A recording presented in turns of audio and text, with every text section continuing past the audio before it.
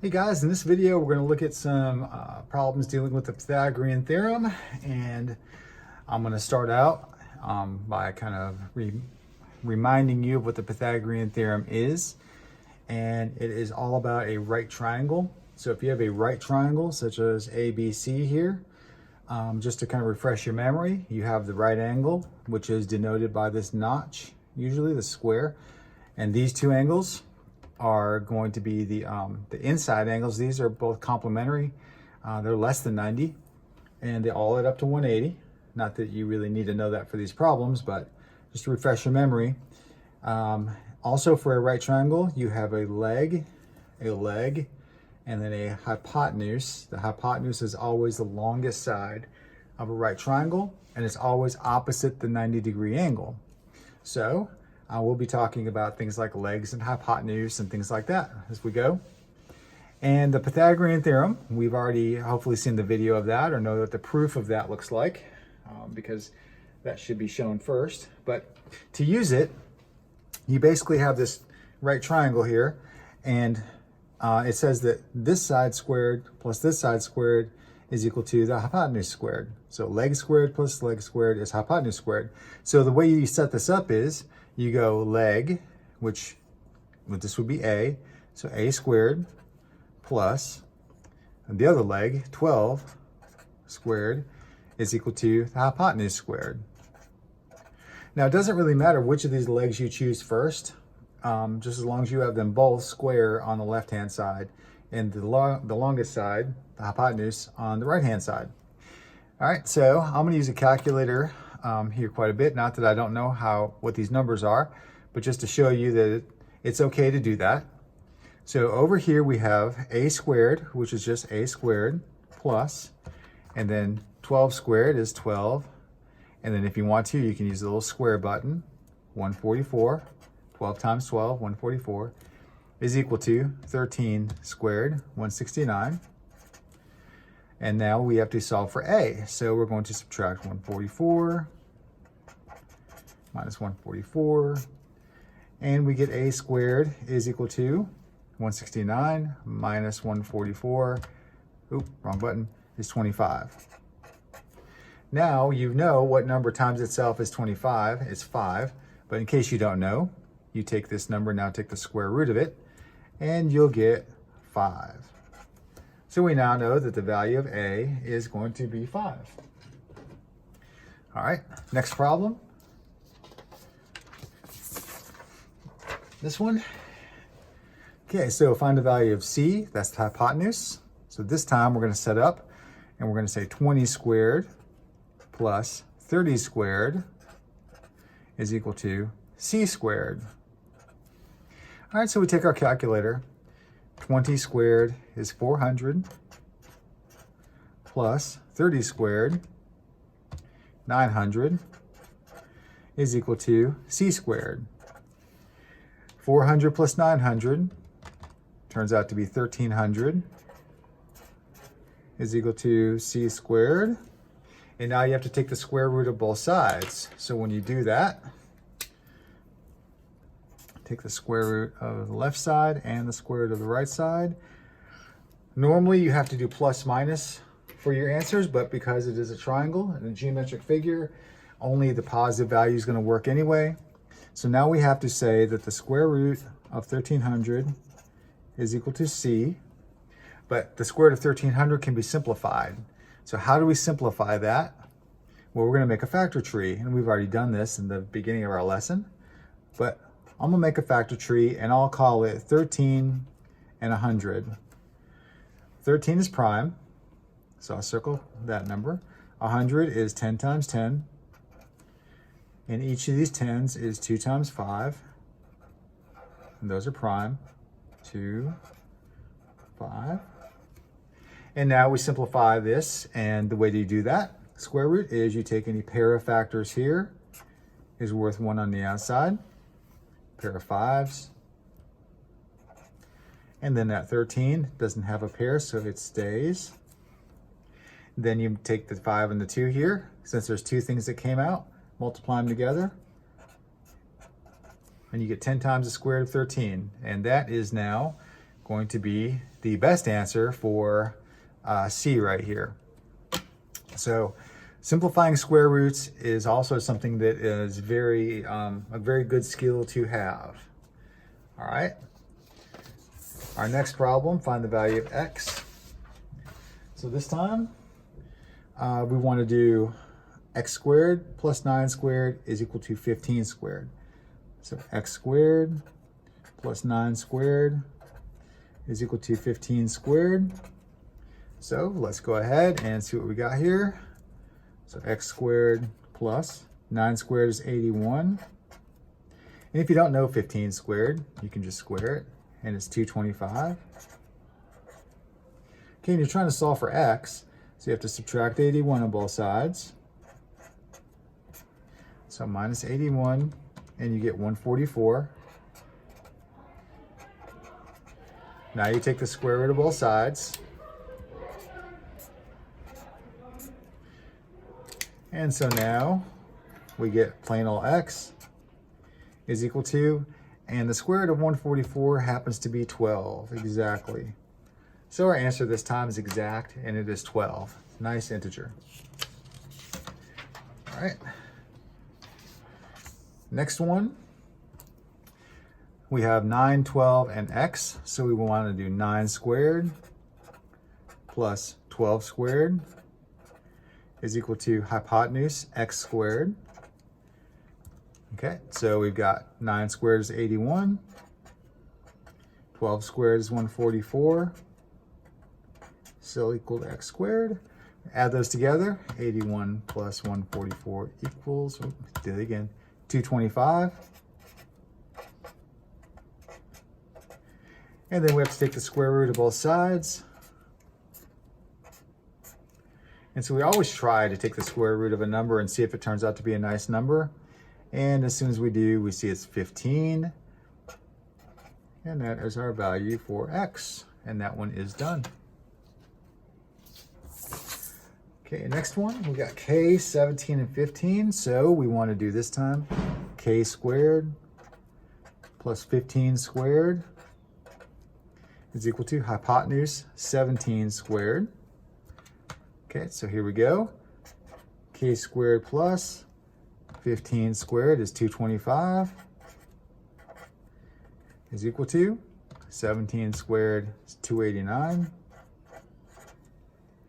Subtract 225 on both sides because we're trying to solve for k.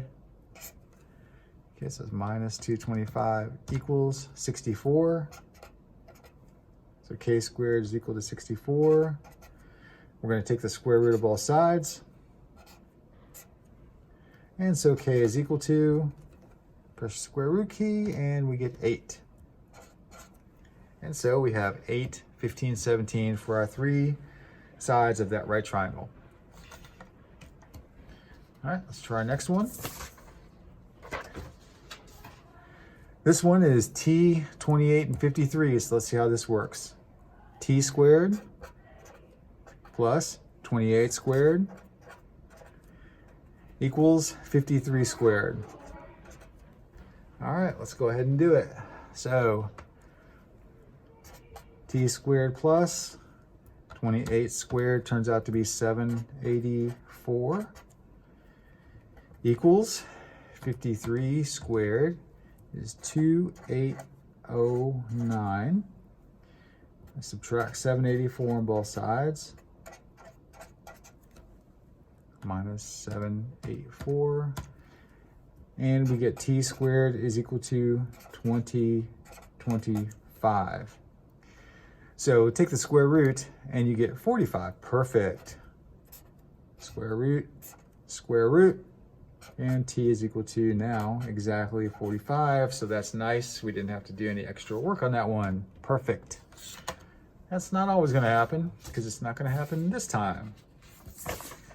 Now we have 9, 13, and x. So 9 squared plus 13 squared equals x hypotenuse squared.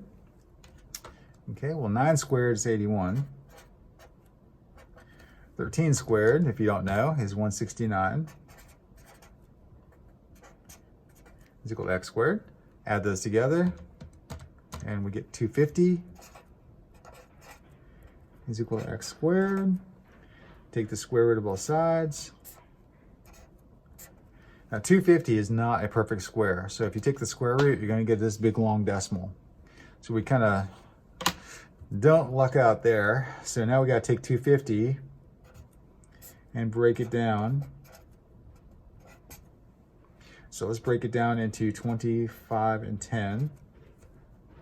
25 is 5 times 5. 10 is 5 times 2. And looking for pairs, we have a pair of 5s. So a 5 comes out. 5 and 2 don't have a pair, so they stay in. And 5 times 2 is 10. So 5 root 10 is our final answer for that one. Okay. This one, we have an isosceles right triangle. Interesting, 3, 3, and x. So 3 squared plus another 3 squared is equal to x squared. 3 squared is 9, and another 9 equals x squared. 9 and 9 is 18. Okay, we take the square root of both sides. So we know that this is not going to be an integer because 18 is not a perfect square. So we have the square root of 18 is equal to x. So now we have to break it down. 18 is 9 times 2. 2 is prime. 9 is 3 times 3. The 3's are both prime. And now we have a pair of 3's. So a 3 comes out.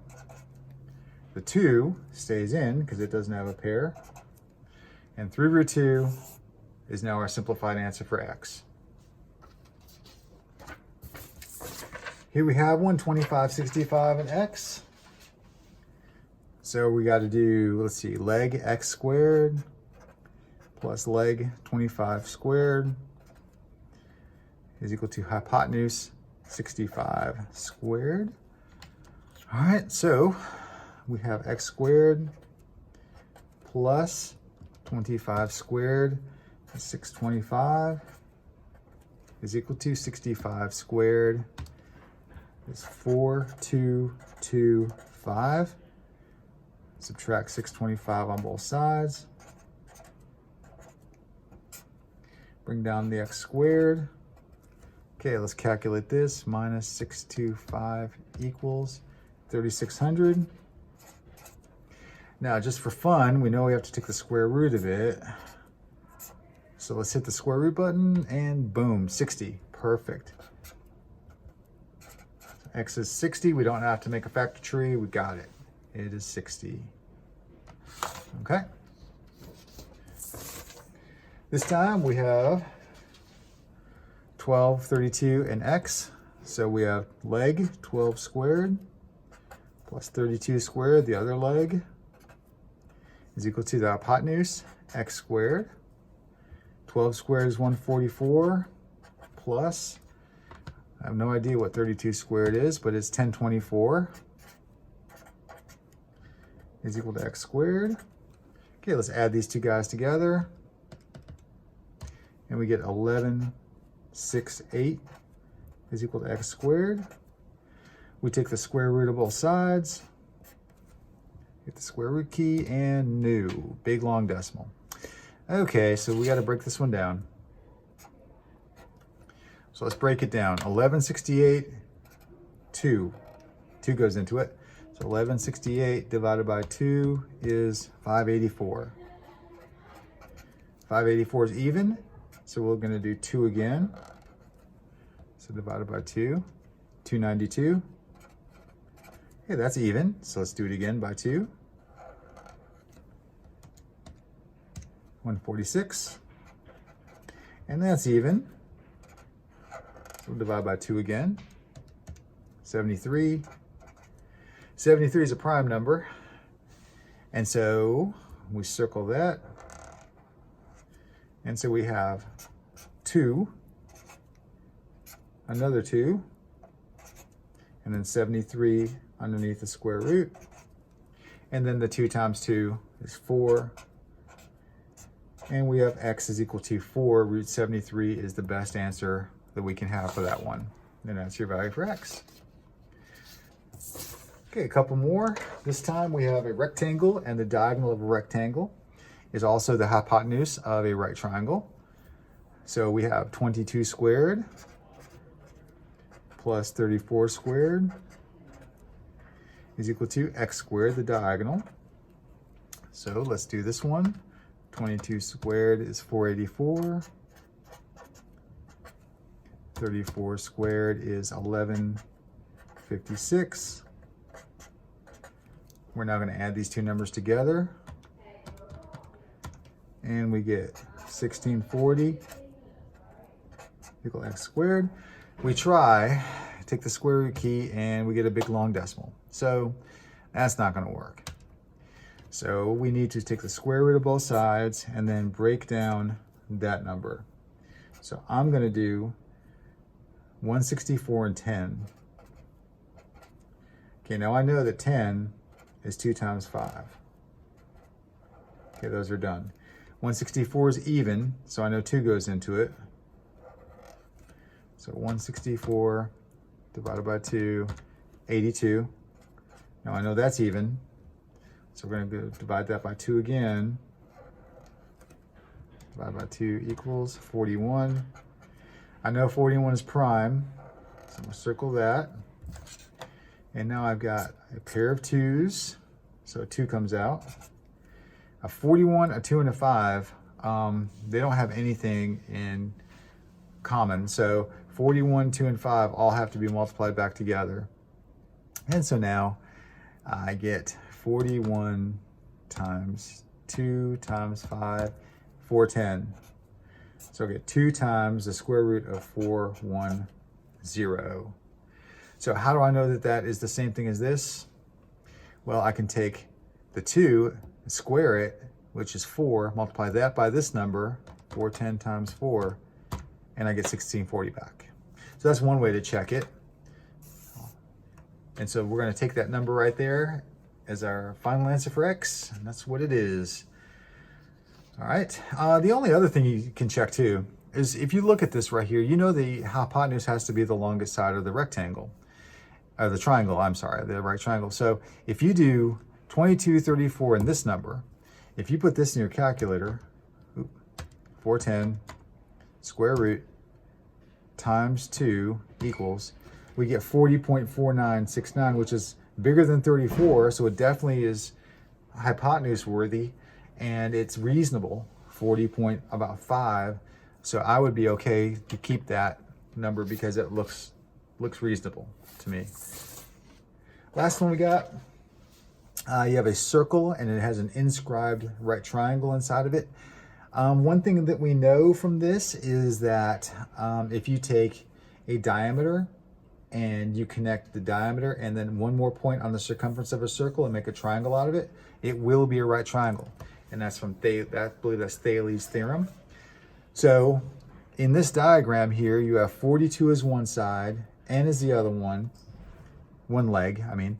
So you have n squared plus 42 squared equals, now 29 can't be the length of the entire hypotenuse because this is 42, and this has to be the longest side anyway. So that means that's the radius of the circle. So we need another 29 up there, and 29 times 2 should be 58.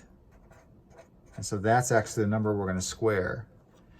All right, so we've got n squared plus 42 squared is 1764. 58 squared is 3364. We're going to subtract 1764 on both sides because we're trying to get n by itself. And so we're going to subtract 1764 and we get 1600. And we don't know about 1600, so we do need to take the square root of both sides. And n is equal to, and we try it, square root, and we get 40. So that was very nice. So our third number came out to be 40. We didn't have to do a factor tree or anything. We got a nice integer for that side. So those are all of our practice problems for the Pythagorean Theorem. Remember to like my video and subscribe to my channel if you haven't already. And we'll see you guys later. Bye.